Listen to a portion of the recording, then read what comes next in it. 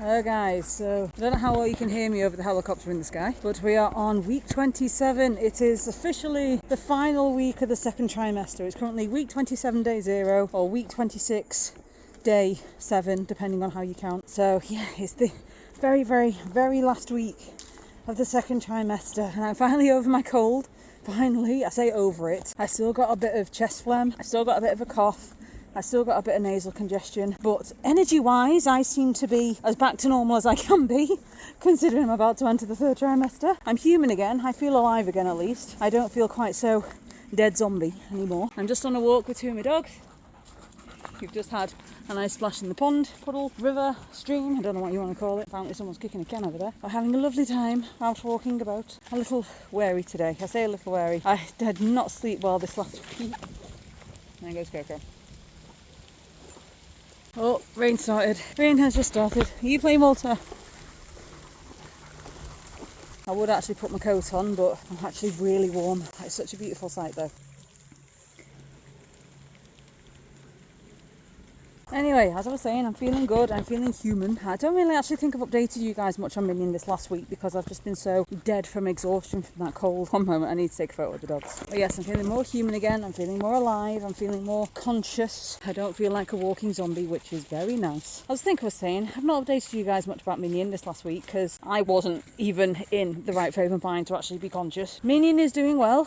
I say they're doing well. Obviously, we've not had any scans or midwife checkups since the last one a few weeks ago, but he is still very wriggly. I've noticed he now has timestamps, by which I mean he has certain times of the day where he will start being active and he will start wriggling, or I'll feel the odd kick now and again. And because he's actually changed positions, he is a lot more, well, I believe he's a lot more head down these days because the kicks have changed. I can't remember if I've mentioned this previously, so I'll mention it now, but his kicks have changed. They were in my hips, they were most often in my right hip and every now and again in my left or in my pelvis, and I got such bad lightning crotch at the start of the second trimester and even parts of the first trimester when he was sitting right back on my spine. I got really bad cramps and stuff through the legs and through the midriff of the pelvis, but I don't get that anymore. I do not get lightning crotch anymore. I get a little bit of pressure in my crotch now and again, but I don't get lightning crotch anymore. I don't get spasms down my legs anymore.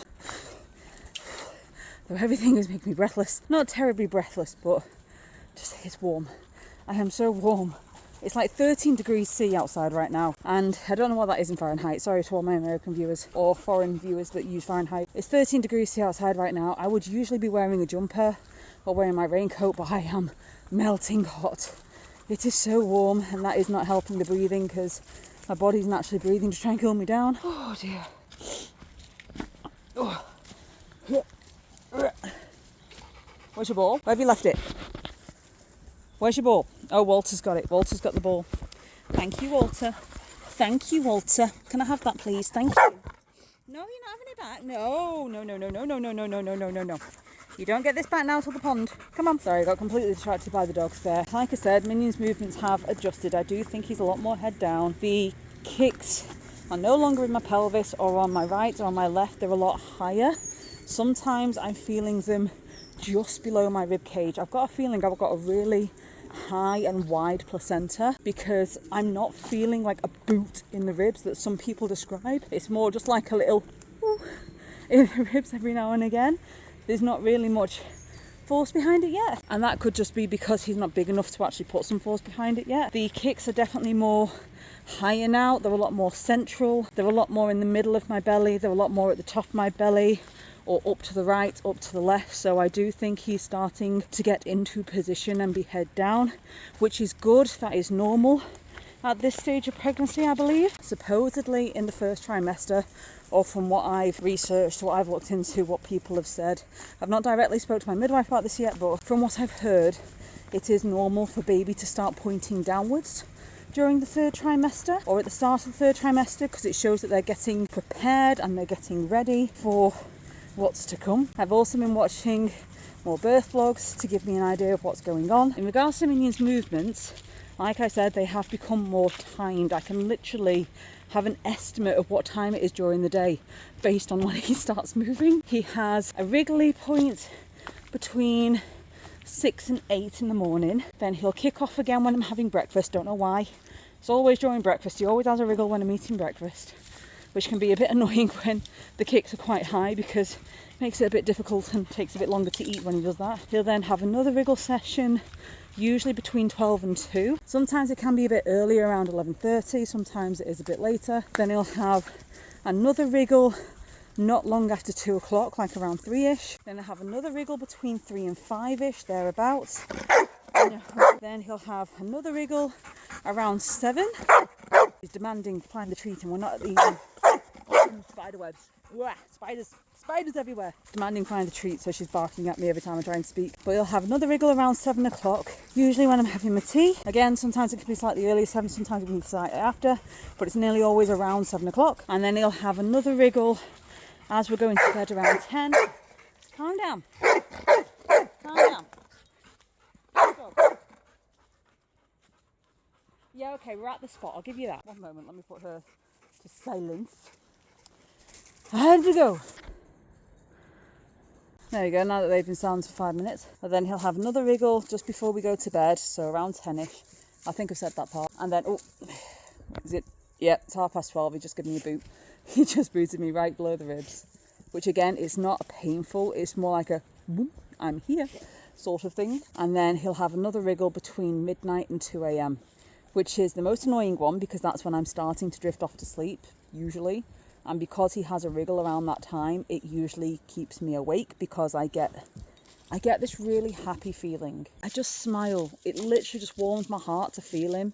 And around that time, because I'm laying in bed and I'm on my side and the fat of the body isn't in the way, if you will, I can actually put my hand on my stomach and I can usually feel him kick once or twice when it's that time of night, or from the outside I can feel him kick once or twice. I just love lying there, feeling him wriggle, feeling him kicking, feeling him moving about.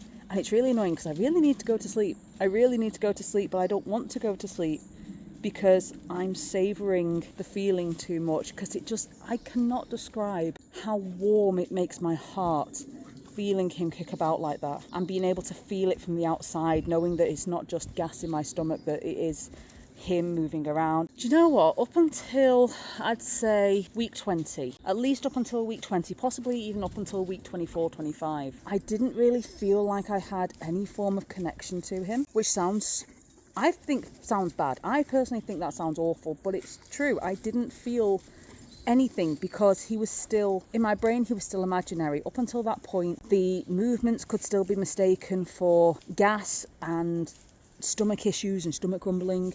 The shocks down the legs could still be mistaken for fatigue or muscle pains. It's like everything could have been mistaken for something else up until that point. I'd say when week 21, 22, or after week 20 started to hit and I started getting really obvious kicks in my hips, that's when the connection started to get made, and that emotional and maternal connection started getting made. And then when the kicks changed and they stopped being in my hips, it was around week 24, I stopped feeling the movements as much because he was moving and twisting and turning and changing position, and he was mostly kicking my placenta. He'd stopped kicking in my hips. So that connection started to dwindle and started to lose again. And then in week 25, when I started feeling the kicks again and I started feeling them on the outside again and they started feeling more connected, that's when the maternal connection started rebuilding. And now I can't explain the feeling. I can't explain how you can have this deep emotional connection to something that isn't even born yet, that isn't even alive, that doesn't even exist yet. I mean, they exist, they're growing, they're living, they probably have a soul by this point, and they can hear, they are starting to open their eyes and learning how to see, they're learning how to breathe at this point. As far as being a body concerns or being a human, they are at that point where I would consider them a human. Like before week 20, before week 24, miscarriages are so common. So unbelievably common. We have no idea how common miscarriages actually are before week 24. So up until week 24, there was always that possibility in the back of my mind that anything could go wrong, anything could happen. He might just cease to exist. And so in a way, I didn't want to get my hopes up. But then after week 24, when my midwife or the NHS and everything confirmed that after week 24, they are fully developed and they're just growing, and theoretically should anything happen, if I get in a car crash or there's an emergency and everything else, there is a chance that they could survive outside of the womb with the help from neonatal ICU or NICU, whatever people call it. I've been talking for a long time, I'm so sorry. But I think once that was established in my brain, that right, they are now at a chance of survival. There is a chance that they are actually going to survive this. There's a chance that there's a much, much lower chance of me having a miscarriage. There's almost, after week 24, there is no miscarriage. After week 24, if anything happens, it's classed as a stillbirth. And for me, that's when it changes. That is when the brain changes and goes, right, there is a baby. They are here. They are at an age where they can survive. They are at an age where modern medicine will allow them to survive should anything happen, or should they need to come extra early. And I don't know whether or not because my brain made that mental connection, that's when the emotion started to make. That's when the emotion started to make. That's when the emotion started to connect. And that's when the brain started to connect that emotional bond, because it's like, right, this baby is happening, this baby is coming, there is no chance of miscarriage now. I don't know why, I genuinely just think it was that knowledge that this is it now. They are real, they are here. They've survived the scariest part, they've survived the hardest part, they've survived the part where most pregnancies fail. I say most. Back in the day, most pregnancies would have failed by now without the help of modern medicine and stuff like that. I'm going on a ramble. I'm going on a huge goddamn ramble, and probably even fear-mongering by accident at this point. What I'm trying to say is, in my brain has acknowledged that they're here. They're real. They exist. And one way or another, I am now a mother. I am going to be a mother to a real child by January, or by the end of January, possibly early February, because he's due on the 19th of January, which is a week and a half before the end of January, approximately. 10 days before the end of January. I'm expecting him to be up to 2 weeks late, because I was a late baby. I was 3 weeks late. That's how late I was. I was a 3-week late baby. My sisters were all late, I believe. My sisters' firstborns were all late. As far as I'm aware, most of my relatives, when they were born, were all pretty much late. Most of my nieces and nephews were late. I think there's only 1 or 2 that came early. As far as I'm concerned, I'm expecting him to be late. He's a firstborn in a family of late births. I'm expecting him to be late. I'm not expecting him until the end of January, early February. But it's also, the emotional connection is there. The emotional feeling, that emotional bond is building, and it is growing, and it's already so strong. It is already so freaking strong, and it's getting stronger and stronger with every kick, every movement, every feel. And it's now at a point where I can't, like I say, I can't wait. I can wait. I want to get him to full term, or I want him to get to full term. I want him to be a very healthy baby. I want him to get as fully developed as he physically can before he comes into the world. But I am very much looking forward to meeting him now. Very, very much. Helicopter, you're ruining the mood. All right, we'll carry on. Come on. We're going. Yes, we're going. No, you're not having the ball to the pond. Not till we get to the pond. Come on. I am very much looking forward to meeting him now. And Jason is too. Jason's subconsciously started touching my stomach more and started holding his hand on my stomach more. He can't feel him as much anymore. When he was kicking into my hips, it was very obvious that he was kicking there, and my God, you could feel it. It's like the kicks were strong when he was kicking in my hips. Now that he's kicking more up towards my ribs and into the placenta, it's not, I get stuffed with your big stick. I'm trying to find a big stick. She found a big stick. Get us, no. I don't want the wacky stick. Don't want wacky stick. Don't want it. No. Ow! She hit me so hard it broke. Oy, Labradors. I don't understand Labradors. Anyway, like I was saying, when he was kicking into my hips, it was very obvious, and Jason did feel him once or twice. Now that he's kicking more into my placenta and into the middle of my stomach, it's not as obvious, so Jason's not feeling him as much. He is subconsciously touching my stomach more. He's subconsciously touching his hand on my stomach more and holding his hand on my stomach. Last night, oh my God, I was up till 2 a.m. reading last night, because I'm up to the very end. I got through like 13 chapters last night of A Throne of Glass by Sarah J. Maas. I'm loving the Sarah J. Maas series. It's brilliant stories. Assassin's Blade took a bit to get into. After that, amazing stories after that point. Towards the end of Throne of Glass, I've just finished the duel in Throne of Glass, and my God, that has been a very riveting story. The build up to the duel was very riveting. It was very good. There's a lot of similarities as well between A Court of Thorn and Roses and Throne of Glass. I'm going off topic. I was up till 2 a.m. reading last night, and Jason was snoring away, like really badly snoring, and that doesn't bother me. I know snoring bothers a lot of people. I find it sweet. It makes me feel comfortable hearing him snore, knowing that he's alive, as weird as that sounds, but also content and happy and zonked out. At one point he rolled over, still snoring, and his hand just automatically went down to my belly and just rested there. And I felt so bad because Minion realised his hand was there and started, it was Minion's active time, it was Minion's movie time, and he was just booting Jason's hand like crazy. Bang, bang, bang on Jason's hand. It's like, hi Dad, I'm here. And Jason was so out for the count, he was so zonked. He didn't feel a thing. He could have felt a thing if he was awake, because he was asleep. He didn't feel a single thing, but Minion was kicking the life out of his hand. And I just thought to myself, oh, if only you were awake right now, you'd be loving this. Anyway, I'm going to stop that long ramble here because I've been talking for way too long already. This is probably going to be a video all in itself, just me rambling for the day, because it's the first day that I've actually felt able to talk. I'm going to finish this walk with the dogs, carry on for the rest of the day, and when I get home later... Oh, I'm picking up my new glasses today. I'm looking forward to that. I'm finally picking up my new glasses after 13 years. 13 years it's took me to get a new pair of glasses. We're finally there. But then after I've got my glasses and gone home, I need to do some stretches. I'm not really too fussed about exercise, considering I'm just recovered from a cold. I might try and do some mobility and maybe a tiny bit of calisthenics, depending on what mood I'm in. But I do need to stretch tonight because, my God, the last 5 days being stuck mostly in bed or at my desk, sat on the chair, and barely having the energy to move, my back is so stiff and so sore. So I really need to do some stretches. Are we ready for a game? Are we ready? She's ready. She's gone. Bye, Coco. Would you like a swim too? Would you like a swim? Ready, steady, whoa, go. Get it, Walter, get it. So it's week 27, day 1, week 27 plus 1, however you calculate it. We need to adjust. Oh, it's right in my hip. I only got one dog on my walk this morning, which is little Enzo. I am out of breath. We've only been walking for like 20-25 minutes. I'm exhausted already. I'm not exhausted, but yeah, I am exhausted.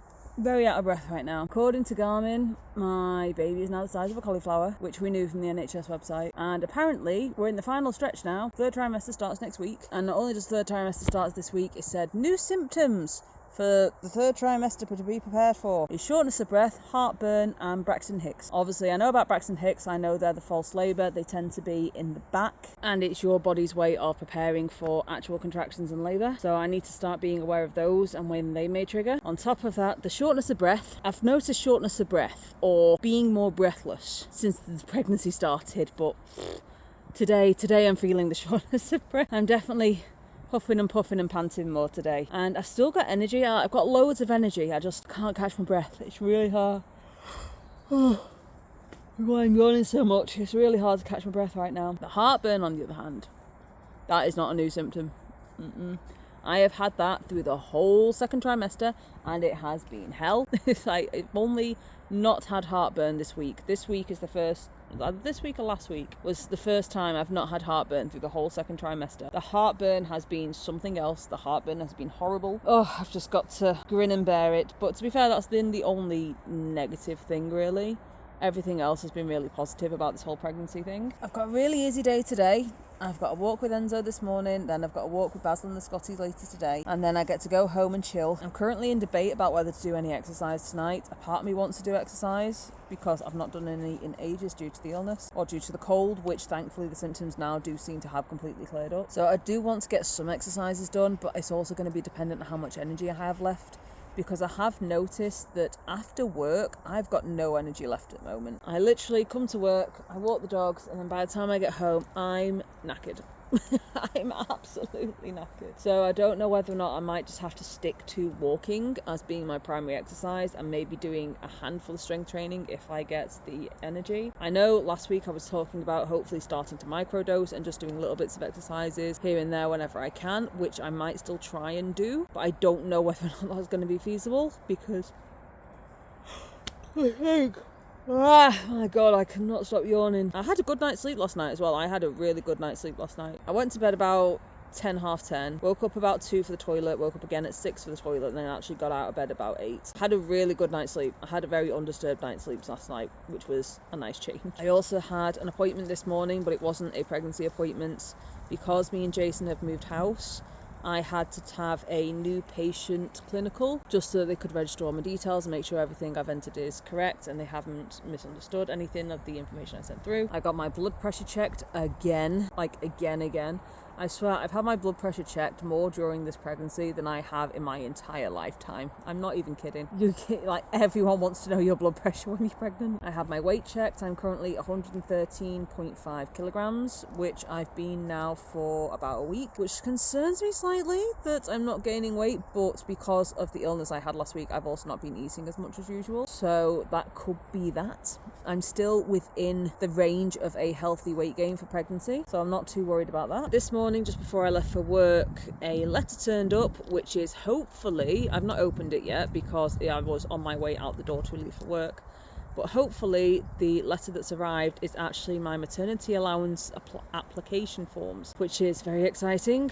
And they are chunky, like it's like this thick worth of application forms folding in half, so that's going to be a while for me to get through, but we'll see how that goes. I am looking forward to getting those sent off and filled in though. Can't remember if I've mentioned this already, but we've also applied for universal credit, which is a benefit system here in the UK where if you're earning below a certain threshold you are entitled to universal credit. And it turns out we're already applicable for universal credit because my income has actually dropped so heavily with me having to reduce the amount of dogs I'm walking, which in a way is actually quite a nice positive thing, to be fair, because it means that I am going to actually be able to have a little extra money coming in, which is going to help me with baby stuff and get baby bits together, and also hopefully give me something to wear over the next few months. Hopefully get some new bras because I am severely struggling in these bras. I am protruding something terrible, but I'm also slightly scared because any new bras I get will be the largest size available in the UK, which never in my wildest dreams did I think my chest would ever get so big that I would end up being in the largest chest size available in the UK.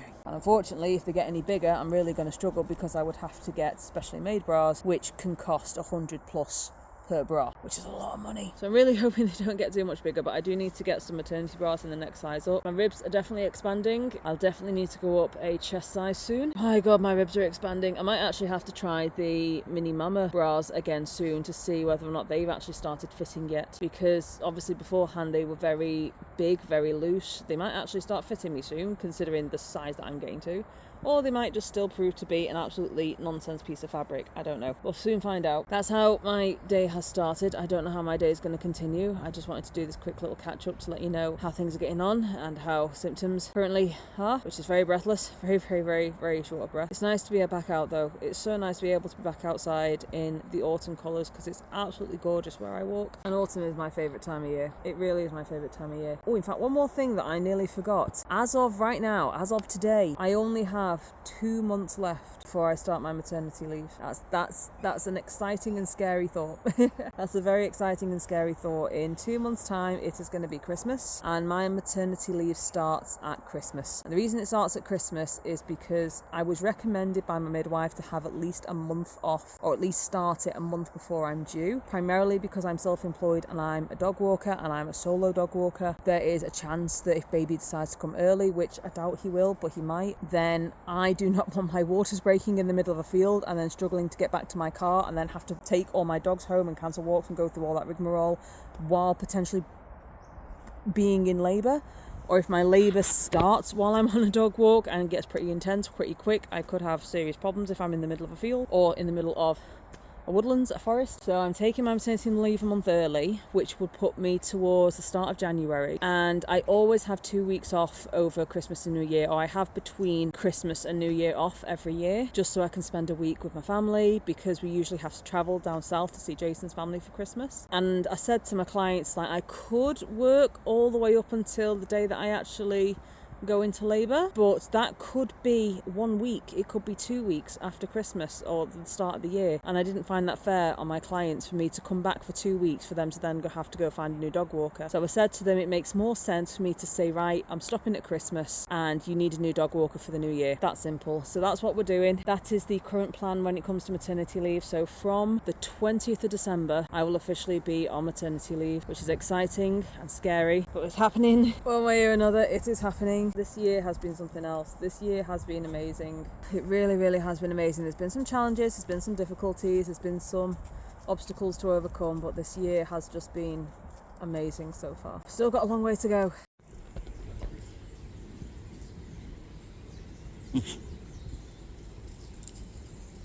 It's Tuesday evening. It's Tuesday evening, week 27 plus 1. I'm so tired. I'm knackered. I'm so... Oh, it's been an exhausting day. And the only reason it's been an exhausting day is because obviously I got up early this morning to go to the doctor's appointment. But since I got home, I have spent all afternoon trying to fill out this maternity allowance form sheet thing. And it's really freaking annoying because as part of the form, you need to know your test period dates. And they actually send you a form with the test period dates on. So you can work out what these dates are that they need to know. And I have a slight problem. The dates that they sent me only go up till the end of 2025. They do not apply or do not go up to anyone whose baby is due in January 2026, that's only 3 months away, which apparently they should have that information now, but they don't. So I went online, because apparently you can also get the information online, went online, and the online website also only goes up to December 2025. They have not yet calculated the dates for babies due in January 2026 or after, which is really freaking annoying because apparently I was able to claim or able to fill out my maternity allowance forms or apply for maternity allowance forms from last week. Theoretically, considering my baby is due end of Jan, they should have that information online at least. The paperwork says if you need us, please contact us. So I tried to contact them only to get told that they are now closed for the night and they are not open again until 10 o'clock tomorrow. Apparently they're only open 10 till 4 even on a weekday. So I now have to wait till tomorrow before I can actually get that information and get those forms filled in, which is really irritating. And those forms have taken me hours, like hours and hours, just to try and work through the jargon, because it's like, are you employed? I mean, I'm self-employed. Does that count as employed? And it took me, they give you this sheet to actually say, oh yes, like look through this will give you the information. It does not help you answer the questions at all. You sort of have to guess half of it. I am actually going to do some video editing tonight because I am far too exhausted to actually do any exercise. So I'm going to do lots of video editing and see what tomorrow brings. I've got a really easy day tomorrow, so I'm hoping after work tomorrow, I might feel a bit more energetic, but we'll see. Hopefully I'll have another good night's sleep tonight. That'd be nice. Let's see what tomorrow brings. Hopefully something good and sweet.